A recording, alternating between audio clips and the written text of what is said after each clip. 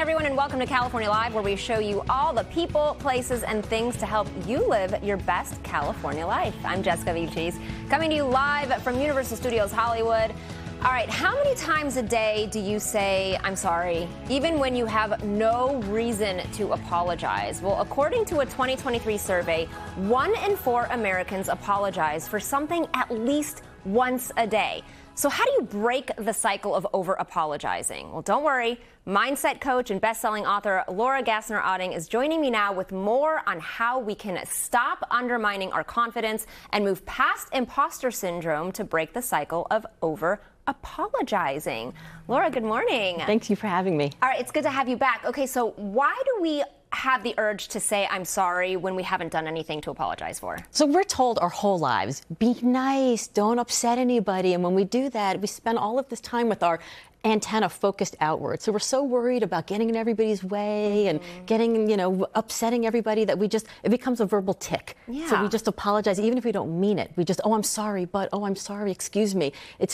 It becomes this thing we do out of habit. Yeah. So was this a habit that you saw within yourself or with other people and you were like, okay, this has to stop? Well, both, right? So I noticed I was doing it all the time, but I also, as I grew in my career, noticed that other young people, especially young women, were apologizing just for being in the room, just for existing. And when I saw them doing it, and then I heard myself doing it, I was like, oh, okay, I got to start role modeling some better behavior.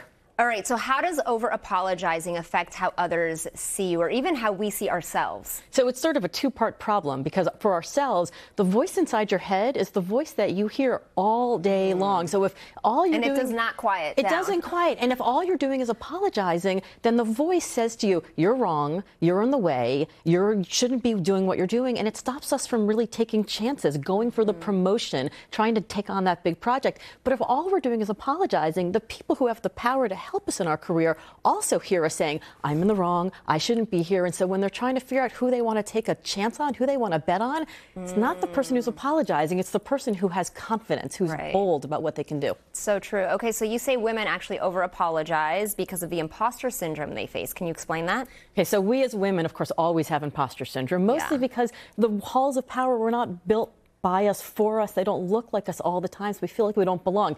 But this is a really interesting statistic. I thought that women apologize more than men. It turns out that women and men both apologize about 80% of the time that they think that they're wrong.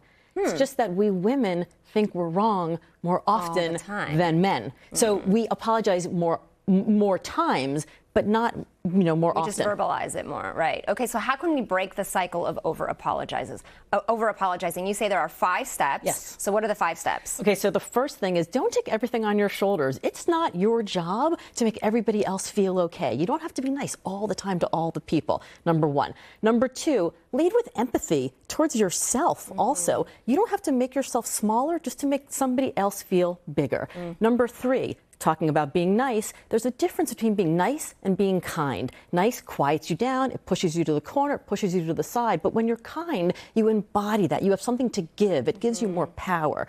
Number 4, if you do have to give feedback, be direct. People don't want you to over-apologize to make them feel good. Just be direct and give them what they need. And then lastly, if you do make a mistake and you do need to apologize, do it, own it, and then move on. We don't have to perseverate over the thing because nobody else cares. Amazing. Really good tips. Now, you give more valuable tips like this in your books, Wonderhell and Limitless. So what advice do you have? You mentioned the self-talk that we always have with ourselves. What do we need to remember to confidently stand up? The most important thing to remember, and I talk about this in Wonderhell, is that in every moment that we see a new version of ourselves, something we didn't know that we could do, and we're going to apologize for maybe being in a place we haven't been or wanting a goal we've never had or having that ambition, we feel that we don't belong. But that's not a limitation. It's actually an invitation to do even more of what we've ever wanted to do because we see a version of ourselves that could be. So my advice is stop listening to that voice limiting you and listen to the voice inviting you to move forward. I love that. Not limitation, but an invitation. Laura, thank you so much. Thank you.